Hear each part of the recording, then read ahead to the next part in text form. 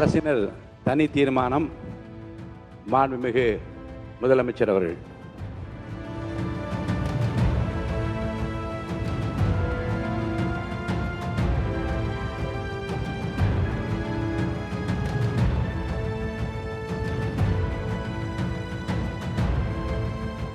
மாண்புமிகு பேரவைத் தலைவர் அவர்களே, நம்மளோட குடும்பத்தில் இருக்கிற, நம்மளோட வீட்டில் இருக்கிற நம்ம பாட்டியை, நம்ம அம்மாவை, நம்ம அக்காவை, நம்ம தங்கச்சியை பற்றின ஒரு தீர்மானம். அதை பற்றி பேசுறதுக்கு, அவங்களுக்காக பேசுறதுக்கு நம்ம மனசில் இருந்து, நம்ம இதயத்தில் இருந்து பேசுகிறேன். இதுக்கு முன்னாடி இந்த விஜய்க்கு கிடைச்ச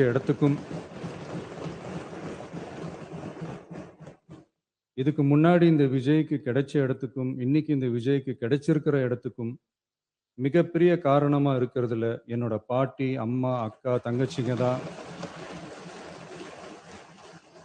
மிகப்பெரிய காரணம்ங்கிறத என்னால் மறுக்கவே முடியாது.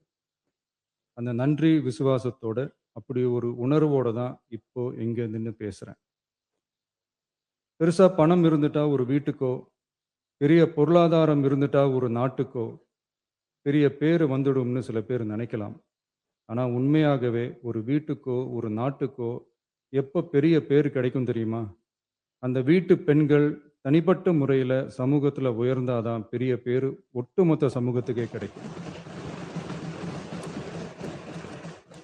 நம்ம தமிழ்நாட்டு மண்ணில் சங்க காலத்தில் இருந்த அன்னைக்கும் சரி இன்னைக்கும் சரி மிகப்பெரிய அடையாளமாக இருக்கிற பெண் ஆளுமைகள் நிறைய பேர் இருக்காங்க. ஔவையார், காக்கை, பாடினியார்னு சங்க காலத்து ஆளுமைகள், கண்ணகி, மணிமேகலை, குண்டலகேசி, இவங்கெல்லாம் இலக்கியத்தில் நிலைச்சு நிற்கிறவங்க.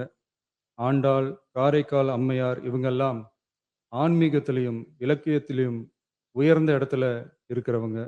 ராணி வேலு நாச்சியார், குயிலி, அம்புஜம் அம்மாள், ருக்மணி லட்சுமிபதி அம்மாள், டாக்டர் முத்துலட்சுமி ரெட்டி அஞ்சலை அம்மாள், மக்கள் சேவகர் அஞ்சலை அம்மாள்னு நம்ம நாட்டோட விடுதலை போராட்டத்தில் கலந்துக்கிட்டவங்க.